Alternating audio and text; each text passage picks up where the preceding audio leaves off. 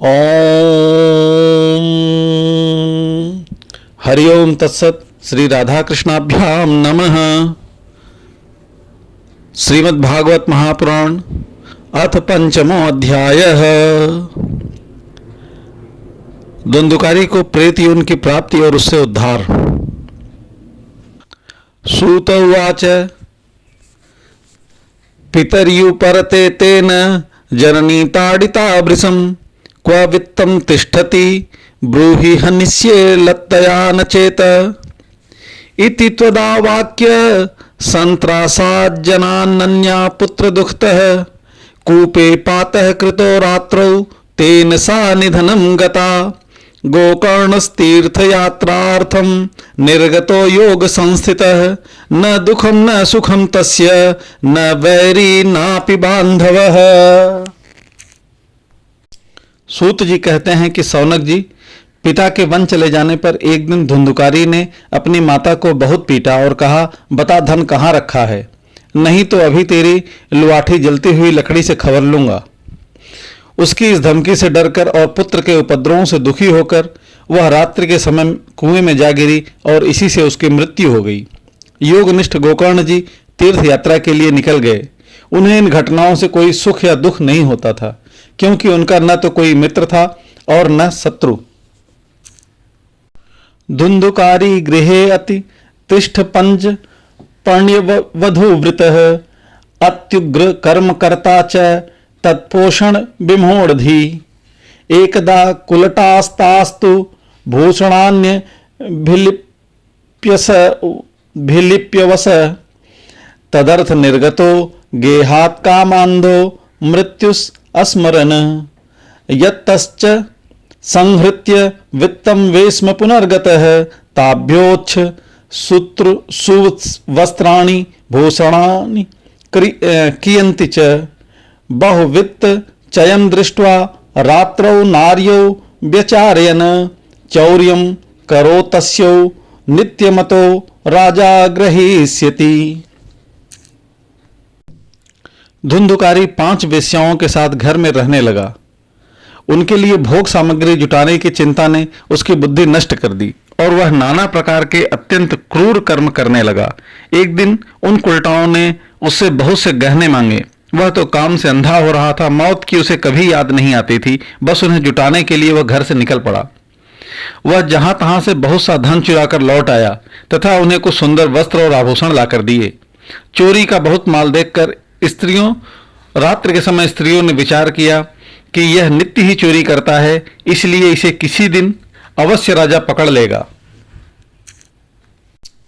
वित्वं हृत्वा पुनश्चैन मारयिष्यन्त निश्चितम् अतो अर्थ गुप्तये गूढ़मस्माभिः किं न हन्यते निहत्यैन गृहीत्वार्थ यास्यामो यत्र कुत्रचित् इति ता निश्चयं कृत्वा सुप्तं संबध्यं रश्मिभिः पासं कंठे निधायास्य तन मृत्युम् उपचक्रमुः त्वरितं न ममारासौ चिंतायुक्तास्ताद भवन।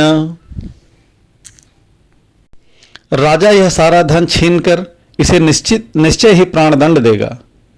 जब एक दिन इसे मरना ही है, तब हम ही धन की रक्षा के लिए इसे गुप्त रूप से इसको क्यों न मार डालें।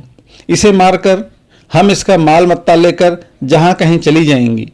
ऐसा निश्चय कर उन्होंने सोए हुए धुंधकारी को रस्सियों से कस दिया और उसके गले में फांसी का फंदा लगाकर उसे मारने का प्रयत्न किया। इससे जब वह जल्दी न मरा तो उन्हें बड़ी चिंता हुई।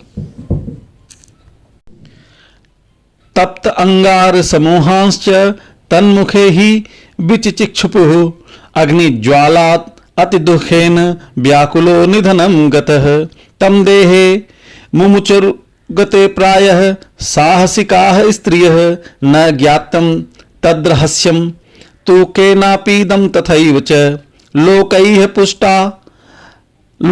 पृष्ठा वदन्ति स्म दूरं यातः प्रियो न हि न आगमिष्यन्ति वर्षेऽस्मिन् वित्तलोभ विकर्षितः स्त्रीणां नैव तु विश्वासं दुष्टानां कार्येद बुधः विश्वासे यह स्थितो मूढ़ः स दुःखैः परिभूयते।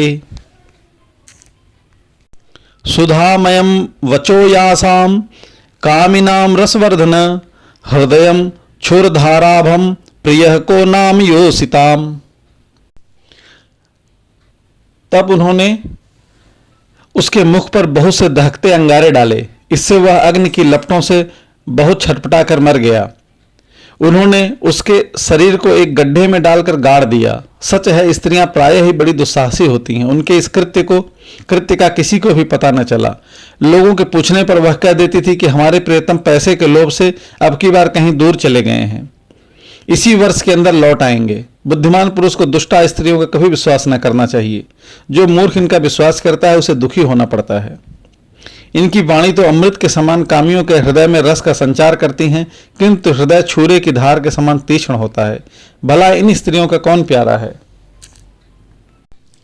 संहृत्य वृत्तम च याताः कुटला बहुभर्तिकाः धुंधुकारी बभूवाथ महान प्रेतः कुकर्मतः वात्यारूपधरो नित्यं धावन्द शितो अनंतरम शीतात् पपरिक्लिष्टो निराहारः पिपासितः न लेभे शरणं क्वापि हा दैवेति मुहुर्वदन् क्रियत्कालेन गोकर्णो मृतं लोकाद् बुध्यत अनाथं तं विदित्वैव गया श्राद्धं मचीकरत यस्मिन् तीर्थे तुम संयाति तत्र श्राद्धं वर्तयत। वे कुलटाएं धुंधुकारी की सारी संपत्ति समेटकर वहां से चंपत हो गई। उनके ऐसे न जाने कितने पति थे और धुंधुकारी अपने कुकर्मों के कारण भयंकर प्रेत हुआ। वह बवंडर के रूप में सर्वदा दसों दिशाओं में भटकता रहता था तथा शीत घाम से संतप्त और भूख प्यास से व्याकुल होने के कारण हा देव चिल्लाता रहता था, परंतु उसे कहीं भी कोई आश्रय न मिला। कुछ काल बीतने पर गोकर्ण ने भी लोगों के मुख से धुंधकारी की मृत्यु का समाचार सुना। तब उसे अनाथ समझकर उन्होंने उसका गया जी में श्राद्ध किया और जहां जहां वे जाते थे उसका श्राद्ध अवश्य करते थे।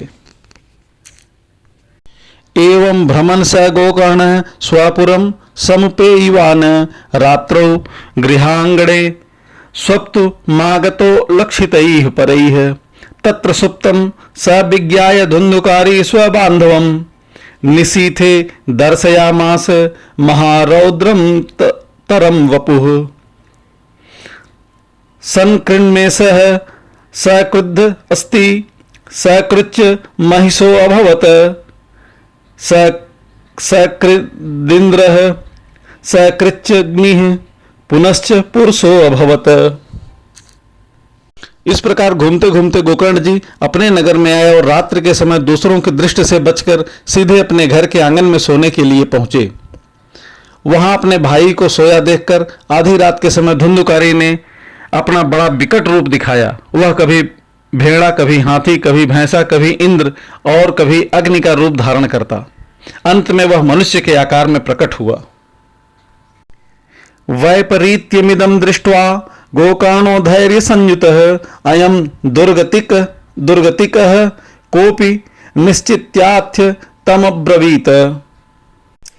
ये विपरीत अवस्थाएं देखकर गोकर्ण ने निश्चय किया कि यह कोई दुर्गत को प्राप्त हुआ जीव है।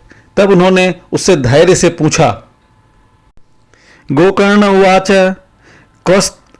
कस्त्वमुग्रतरो रात्रौ कुतो यातो दिशामिमां किम वा प्रेतः पिशाचो वा राक्षसो असीति संस नः। गोकर्ण ने कहा, तू कौन है? रात्रि के समय ऐसे भयानक रूप क्यों दिखा रहा है? तेरी यह दशा कैसे हुई? हमें बता तो सही, तू प्रेत है, पिशाच है अथवा कोई राक्षस है? सूत उवाच एवं पृष्टस्तदा तेन रुरोदोच्चैः पुनः पुनः असक्तो वचनोच्चारै संज्ञा मात्रं चकारः ततोऽञ्जलौ जलं कृत्वा गोकर्णस्थ मुदैर्यत तत्सेकहत पापासौ प्रवुक्त उपचक्रमे। सूत जी कहते हैं कि गोकर्ण के इस प्रकार पूछने पर वह बार बार जोर जोर से रोने लगा। उसमें बोलने की शक्ति नहीं थी, इसलिए उसने केवल संकेत मात्र किया। जब गोकर्ण ने अंजलि में जल लेकर उसे अभिमंत्रित करके उस पर छिड़का, इससे उसके पापों का कुछ शमन हुआ और वह इस प्रकार कहने लगा। प्रेत उवाच अहम भ्राता त्वदीयो अस्मि धुंधुकारीति नामतः स्वकीयैनैव दोषेण ब्रह्मत्वं नासितं मया कर्मणो नास्ति संख्यां में महाज्ञाने विवर्तिनः लोकानां हिंसकः सो अहम स्त्रीभिर्दुःखेन मारितः अतः प्रेतात्व मापन्नो दुर्दशां च वहाम्यहं वाताहारेण जीवामि दैवाधीन फलोदयात् अहो बंधो कृपा सिंधो भ्रात मार्मासुमोचय गोकर्णो वचनं श्रुत्वा तस्मै वाक्यं था अब्रवीत। प्रेत बोला, मैं तुम्हारा भाई हूं, मेरा नाम धुंधुकारी है। मैंने अपने ही दोष से अपना ब्राह्मणत्व नष्ट कर दिया। मेरे कुकर्मों की गिनती नहीं की जा सकती। मैं तो महान अज्ञान में चक्कर काट रहा था, इसी से मैंने लोगों की बड़ी हिंसा की। अंत में कुलटा स्त्रियों ने मुझे तड़पा तड़पा कर मार डाला। इसी से प्रेत योन में पड़कर यह दुर्दशा भोग रहा हूं। अब दैववश कर्म फल का उदय होने से मैं केवल वायु भक्षण करके जी रहा हूं। भाई, तुम दया के समुद्र हो, अब किसी प्रकार जल्दी ही मुझे इस योन से छुड़ाओ। गोकर्ण ने धुंधुकारी की सारी बातें सुनी और तब उससे बोले। गोकर्ण उवाच त्वदर्थं तु गया पिंडो मया दत्तो विधानतः तत्कथं नैव मुक्तोऽसि ममाश्चर्यं मिदं महत् गया श्राद्धान्य मुक्तिश्चेदुपायो नापरस्त्विह किं विधेयं मया प्रेतं तत्त्वं वद सविस्तरम्। गोकर्ण ने कहा, भाई, मुझे इस बात का बड़ा आश्चर्य है कि मैंने तुम्हारे लिए विधि पूर्वक गया जी में पिंडदान किया, फिर भी तुम प्रेत योनि से मुक्त कैसे नहीं हुए? यदि गया श्राद्ध से भी तुम्हारी मुक्ति नहीं हुई तब इसका और कोई उपाय ही नहीं है। अच्छा, तुम सब बात खोलकर कहो, अब मुझे क्या करना चाहिए? प्रेत उवाच गया श्राद्ध सतेनापि मुक्तिर्मे न भविष्यति उपायं परं कच्चितुं विचार्य साम्प्रतम् इति तद्वाक्य माकर्णं गोकर्णो विस्मयं गतः सतश्रद्धार्णि मुक्तिस्येद स्याद्यं मोचनं तव इदानीं तु निजम् अस्थानमातिष्ठ प्रेत निर्भयः त्वन्मुक्ति साधनं किंचिदाचरिष्ये विचार्य च। धुंधुकारी निजस्थानं तेनादिष्टस्ततो गतः गोकर्णश्चिन्तयामासं तां रात्रिं न तदध्यगात। प्रेत ने कहा, मेरी मुक्ति सैकड़ों गया श्राद्ध करने से भी नहीं हो सकती। अब तो तुम इसका कोई और उपाय सोचो। प्रेत की बात सुनकर गोकर्ण को बड़ा आश्चर्य हुआ। वे कहने लगे, यदि सैकड़ों गया श्राद्धों से भी तुम्हारी मुक्ति नहीं हो सकती तब तो तुम्हारी मुक्ति असंभव ही है। अच्छा, अभी तो तुम निर्भय होकर अपने स्थान पर रहो, मैं विचार करके तुम्हें मुक्ति के लिए कोई दूसरा उपाय करूंगा। गोकर्ण की आज्ञा पाकर धुंधुकारी वहां से अपने स्थान पर चला आया। इधर गोकर्ण ने रात भर विचार किया, तब भी उन्हें कोई उपाय नहीं सूझा।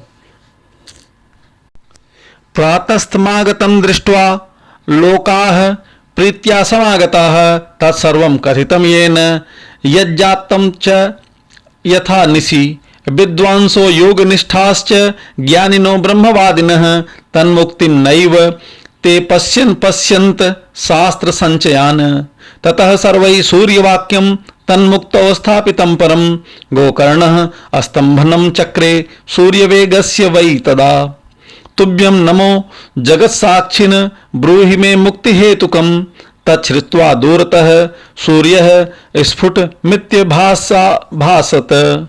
श्रीमद्भागवत मुक्तिः सप्ताहं वाचनं कुरु इति सूर्यवचः सर्वैर्धर्मरूपं तु विश्रुतम्। प्रातःकाल उसको आया देखकर लोग प्रेम से उससे मिलने आए। तब गोकर्ण ने रात में जो कुछ जिस प्रकार हुआ था वह सब उन्हें सुना दिया। उनमें जो लोग विद्वान, योगनिष्ठ, ज्ञानी और वेदज्ञ थे, उन्होंने भी अनेक शास्त्रों को उलट पलट कर देखा तो भी उनकी मुक्ति का कोई उपाय न मिला। तब सबने यही निश्चय किया कि इस विषय में सूर्य नारायण जो आज्ञा करे वही करना चाहिए। अतः गोकर्ण ने अपने तपोबल से सूर्य की गति को रोक दिया।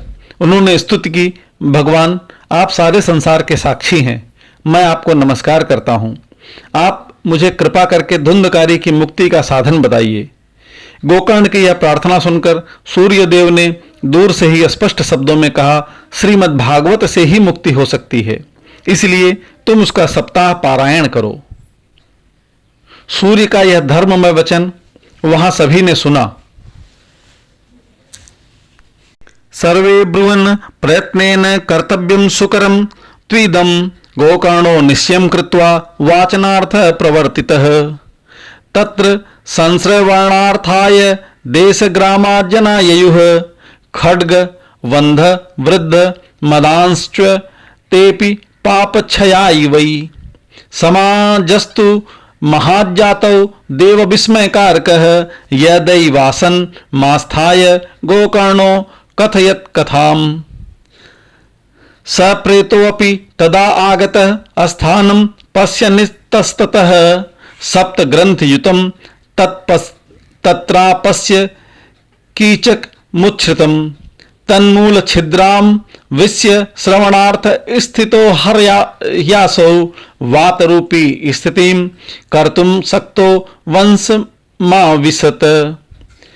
वैष्णवं ब्राह्मणं मुख्यं श्रोतारं परिकल्प्य सः प्रथम स्कंदतः अस्पष्टमाख्यानं धेनुजोऽयकरोत्। दिनान्ते रक्षिता गाथा तदा चित्रं बभूवः वंशैक ग्रंथिर्भेदो अभूत भूस्त शब्दम पश्यताम सताम। तब सबने यही कहा कि प्रयत्न पूर्वक यही करो, है भी यह साधन बहुत सरल। अतः गोकर्ण जी भी तदनुसार निश्चय करके कथा सुनाने के लिए तैयार हो गए। अनेक देश और गांवों से अनेकों लोग कथा सुनने के लिए आए। बहुत से लंगड़े लूले, अंधे, बूढ़े और मंदबुद्धि पुरुष भी अपने पापों की निवृत्ति के उद्देश्य से वहां आ पहुंचे। इस प्रकार वहां इतनी भीड़ हो गई कि उसे देखकर देवताओं को भी आश्चर्य होता था। जब गोकर्ण जी व्यास गद्दी पर बैठकर कथा कहने लगे, तब वह प्रेत भी वहां आ पहुंचा और इधर उधर बैठने के लिए स्थान ढूंढने लगा। इतने में ही उसकी दृष्टि एक सीधे रखे हुए 7 गांठ के बांस पर पड़ी। उसी के नीचे के छिद्र में घुसकर वह कथा सुनने के लिए बैठ गया। वायु रूप होने के कारण वह बाहर कहीं बैठ नहीं सकता था, इसलिए बांस में घुस गया। वैष्णवं ब्राह्मणं मुख्यं श्रोतारं परिकल्प्य सः प्रथम स्कंदतः स्पष्टमाख्यानं धेनुजो अकरोत्। दिनान्ते रक्षिता गाथा तदा चित्रं बभूवः वंशेक ग्रंथिं भेदो भूत शब्दं पश्यताम सताम। द्वितीये वह्नि तथा सायं द्वितीय ग्रंथि भेदनम, तृतीये वह्नि तथा सायं तृतीय ग्रंथि भेदनम, एवं सप्त दिनश्चैव सप्त ग्रंथि विभेदनम कृत्वा स 12 स्कंध श्रवणतात् प्रेताम जहौ। दिव्य रूप धरौ जात स्तुल सीदाम मंडितः पीतवासा घनश्यामो मुकुटी कुंडलान्वितः। न नाम भ्रातरं सद्यो गोकर्णमिति चाब्रवीत। त्वयाहं मोचितो बंधो कृपया प्रेतकस्मलात्। गोकर्ण जी ने एक वैष्णव ब्राह्मण को मुख्य श्रोता बनाया और प्रथम स्कंध से ही स्पष्ट स्वर में कथा सुनानी प्रारंभ कर दी। सायंकाल में जब कथा को विश्राम दिया गया, तब एक बड़ी विचित्र बात हुई। वहां सभासदों के देखते देखते उस बांस की एक गांठ तड़ शब्द करती फट गई। इसी प्रकार दूसरे दिन सायंकाल में दूसरी गांठ फटी और तीसरे दिन उसी समय तीसरी। इस प्रकार 7 दिनों में 7 गांठों को फोड़कर धुंधुकारी 12 स्कंधों को सुनने से पवित्र होकर प्रेत योनि से मुक्त हो गया और दिव्य रूप धारण करके सबके सामने प्रकट हुआ। उसका मेघ के समान श्याम शरीर पीतांबर और तुलसी की मालाओं से सुशोभित था तथा सिर पर मनोहर मुकुट और कानों में कमनीय कुंडल झिलमिला रहे थे। उसने तुरंत अपने भाई गोकर्ण को प्रणाम करके कहा, भाई तुमने कृपा करके मुझे प्रेत योनि की यातनाओं से मुक्त कर दिया। धन्या भागवती वार्ता प्रेत पीड़ा विनाशिनी सप्ताहोऽपि तथा धन्य कृष्णलोक फलप्रदः। कंपन्ते सर्वपापानि सप्ताह श्रवणे स्थिते अस्माकं प्रलयं सद्यः कथा चेयं करिष्यति। आर्द्रं शुष्कं लघुस्थलं वाङ्मनः कर्मभिः कृतं श्रवणं विदहेत् पापं पावकः समिधो यथा। यह प्रेत पीड़ा का नाश करने वाली श्रीमद् भागवत की कथा धन्य है तथा श्री कृष्णचंद्र के धाम की प्राप्ति कराने वाला यह सप्ताह पारायण भी धन्य है। जब सप्ताह श्रवण का योग लगता है तब सब पाप थर्रा उठते हैं कि अब यह भागवत की कथा जल्दी ही हमारा अंत कर देगी। जिस प्रकार आग गीली सूखी छोटी बड़ी हर तरह की लकड़ियों को जला डालती है, उसी प्रकार यह सप्ताह श्रवण मन वचन और कर्म के द्वारा किए हुए नए पुराने छोटे बड़े सभी प्रकार के पापों को भस्म कर देता है। अस्मिन् वै भारते वर्षे सूरि भिर्देव संसदि अकथा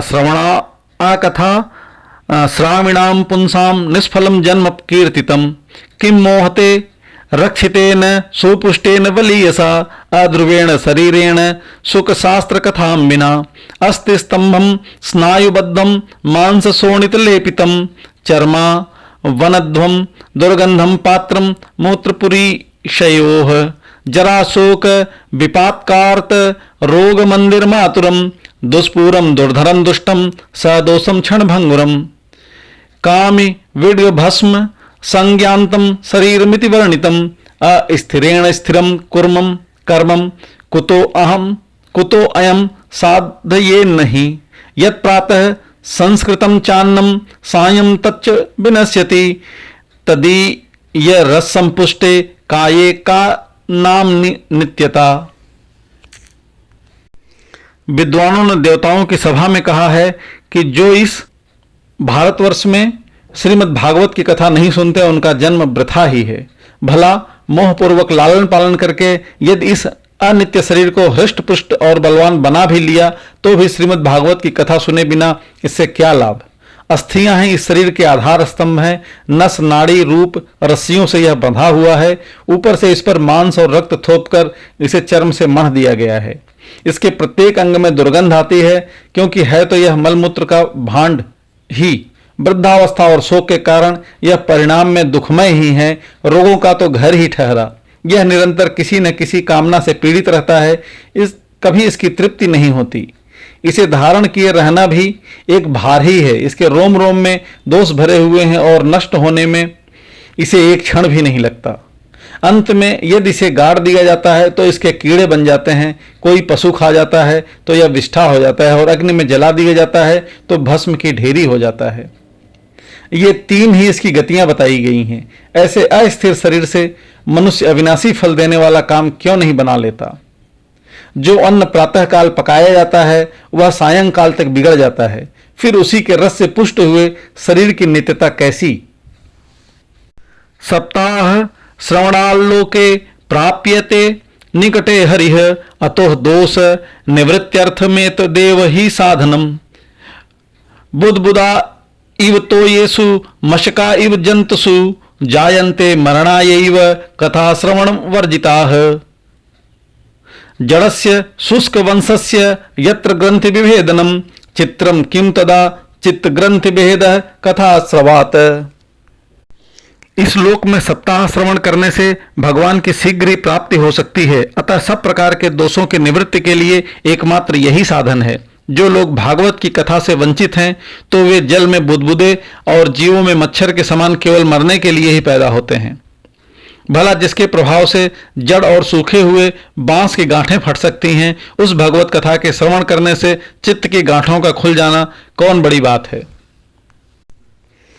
भिद्यते हृदय ग्रंथि छिद्यन्ते सर्व संशयाः क्षीयन्ते चास्य कर्माणि सप्ताह श्रवणे कृते संसार कर्दमाले प्रक्षालनम पटीयसी कथा तीर्थे स्थिते चित्ते मुक्तिरेव बुधैः स्मृता एवं ब्रूवति वै तस्मिन् विमान माग मत्तदा वैकुंठ वासिर्भियुक्तं प्रस्फुरदीप्ति मंडलम सर्वेषां पश्यतां भेजे विमानं धुंधुले सुतः विमाने वैष्णवान् वीक्ष गोकर्णो वाक्यम अब्रवीत।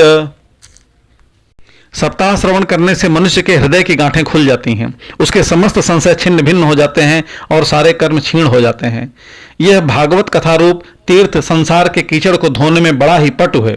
विद्वानों का कथन है कि जब यह हृदय में स्थित हो जाता है तब मनुष्य की मुक्ति निश्चित ही समझनी चाहिए। जिस समय धुंधुकारी ये सब बातें कह रहा था, उस जिसके लिए बैकुंठवासी पार्षदों के सहित एक विमान उतरा, उससे सब और मंडलाकार प्रकाश फैल रहा था। सब लोगों के सामने ही धुंधुकारी उस विमान पर चढ़ गया। तब उस विमान पर आए हुए पार्षदों को देखकर उनसे गोकर्ण ने यह बात कही। गोकर्ण उवाच अत्रैव बहवः सन्ति श्रोतारो मम निर्मला आनी तानि विमानानि न तेषां युगपत्कुतः श्रवणं समभागेन सर्वेषामिह दृश्यते फलभेदः कुतो जातः प्रब्रुवन्तु हरिप्रियाः। गोकर्ण ने पूछा, भगवान के प्रिय पार्षदों, यहाँ हमारे अनेक शुद्ध हृदय श्रोतागण हैं, उन सबके लिए आप लोग एक साथ बहुत से विमान क्यों नहीं लाए? हम देखते हैं कि यहाँ सभी ने समान रूप से कथा सुनी है, फिर भी फल में इस प्रकार का भेद क्यों हुआ, यह बताइए। हरिदासा उचुः श्रवणस्य विभेदेन फल भेदो अत्र संस्थितः श्रवणं तो कृत्वं सर्वेर्नम तथा मननम कृतम फल भेदस्ततो जातो भजनादपि मानद। सप्तरात्र मुपोष्यैव प्रेतेन श्रवणं कृत मननादि तथा तेन स्थिर चित्ते कृतं भृशम् अदृढ़ं च हतं ज्ञानं प्रमादेन हतं श्रुतं संदिग्धो हि हतो मंत्रो व्यग्रचित्तो हतो जपः अवैष्णवो हतो देशो हतं श्राद्धं पात्रकं हतं श्रोत्रिये दानं मनाचारं हतं कुलं विश्वासो गुरुवाक्येन स्वस्मिन्दीनत्व भावना मनोदोष जयश्चैव कथायां निश्चला मतिः एवमादिकृतं चेत्स्यात् तदा वै श्रवणे फलम् पुनः श्रवान्ते सर्वेषां वैकुंठे वसति ध्रुवम् गोकर्ण तव गोविंदो गोलोकं दास्यामि स्वयं एवमुक्त्वा ययु सर्वे वैकुंठम हरि कीर्तनाः। भगवान के सेवकों ने कहा, हे मानद, इस फल भेद का कारण इनके श्रवण का भेद ही है। यह ठीक है कि श्रवण तो सबने समान रूप से ही किया है, किंतु इसके जैसा मनन नहीं किया। इसी से एक साथ भजन करने पर भी उसके फल में भेद रहा। इस प्रेत ने 7 दिनों तक निराहार रहकर श्रवण किया था तथा सुने हुए विषय का स्थिर चित्त से यह खूब मनन निधिध्यासन भी करता रहा था।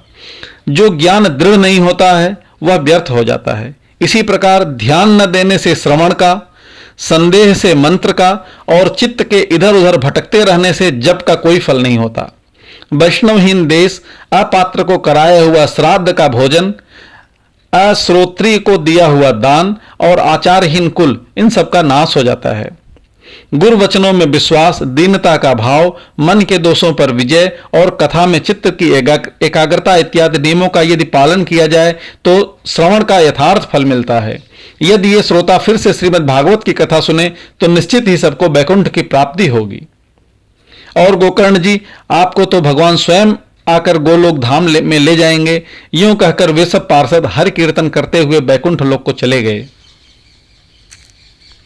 श्रावणे मास गोकर्ण कथा मूचे तथा पुनः सप्तरात्रिं वयीं भूयः श्रवणं तैः कृतं पुनः कथा समाप्तौ यज्जातं श्रूयतां तच्च नारद।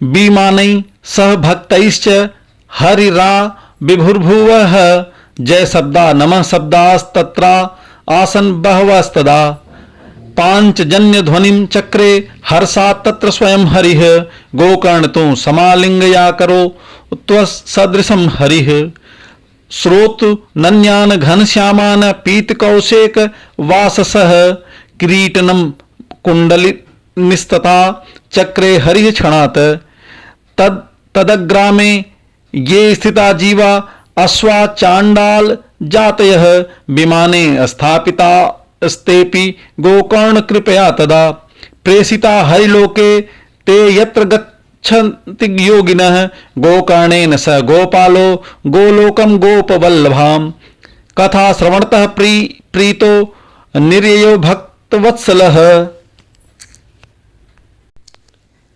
श्रावण मास में गोकर्ण जी ने फिर उसी प्रकार सप्ताह क्रम से कथा कही और उन श्रोताओं ने उसे फिर सुना। नारद जी, इस कथा की समाप्ति पर जो कुछ हुआ वह सुनिए।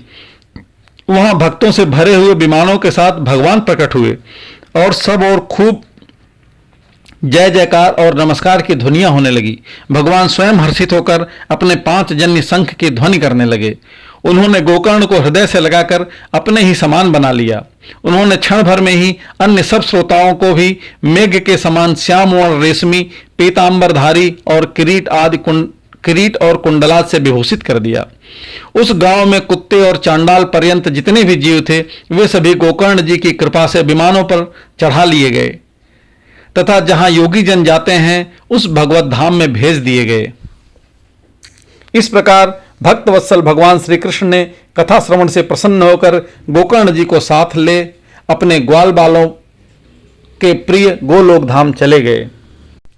अयोध्या वासिनः पूर्वं यथा रामेण संगताः तथा कृष्णेन ते नीता गोलोकम योगी दुर्लभम यत्र सूर्यस्य सोमस्य सिद्धानां न गतिः कदा तम लोकम ही गतास्ते तु श्रीमद्भागवत श्रवात ब्रूमो अत्र ते किम फल वृंदम उज्ज्वलम सप्ताह यज्ञेन कथासु संचितम कर्णेन गोकर्ण कथाक्षरो यैह पीतश्च तै गर्भगता न भूयः वाताम्ब पर्णाशन देह शोषणैस्तो पोभिरुग्रैश्चिरकाल संचितैः योगैश्च संयाति न ताम गतिं वै सप्ताह गाथा श्रवणेन यान्ति याम इतिहासमिमं पुण्यम शाण्डिल्यो अपि मुनीश्वरः पठते चित्रकूटोऽस्थो ब्रह्मानंद परिलुप्तः आख्यान मेत तत्परम पवित्रम श्रुतम सकृद्धैः विददेह